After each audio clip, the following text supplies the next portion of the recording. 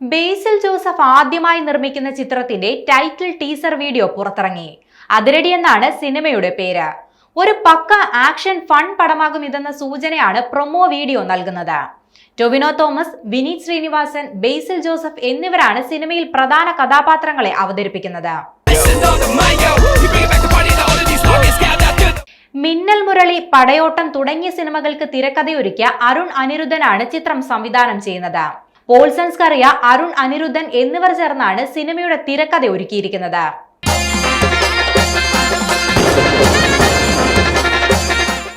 Doctor Ananthu എന്റർടൈൻമെന്റ്സിന്റെ ബാനറിൽ doctor അനന്തുവിനോടൊപ്പം ചേർന്നാണ് ബേസിൽ Joseph ആദ്യ ചിത്രം നിർമ്മിക്കുന്നത്.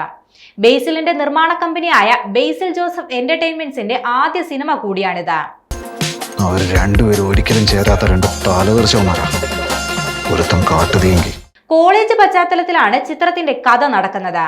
ഇനി വരാൻ പോകുന്നത് വെറും അടിയല്ല, അതിരടിയാണെന്ന ഡയലോഗും ടൈറ്റിൽ ടീസറിൽ പറയുന്നുണ്ട്. ഒരു കിടിലൻ തിയേറ്റർ അനുഭവം സമ്മാനിക്കാനുള്ള ഒരുക്കത്തിലാണ് അതിരടി ടീം എന്ന പ്രതീക്ഷയാണ് ഇത് നൽകുന്നത്. കാഴ്ചയിലും സ്വഭാവത്തിലും വ്യത്യസ്ത ധ്രുവങ്ങളിലുള്ള കഥാപാത്രങ്ങളെയാണ് 3 പേരും അവതരിപ്പിക്കുന്നതെന്നും ടീസറിൽ നിന്നും വ്യക്തമാകുന്നുണ്ട്.